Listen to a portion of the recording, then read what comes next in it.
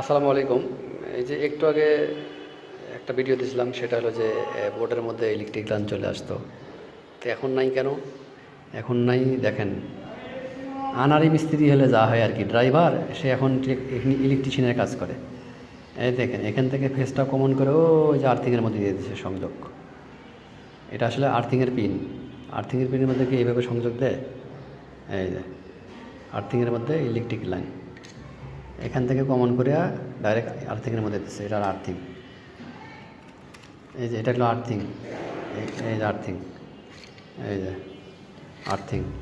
তো এখানে যদি থ্রি পিন প্লাগ কোনো স্টিলের বডি এমন জাতীয় যদি থ্রি পিন প্লাগ ব্যবহার করতো, তাহলে যারা বাসা বাড়িতে বসবাস করেন, করতেছিলেন অলরেডি, বাসা শিফট করছে, তারা অলরেডি শর্ট খেলে হয়তো বড় ধরনের একটা মারাত্মক দুর্ঘটনা হতে পারতো।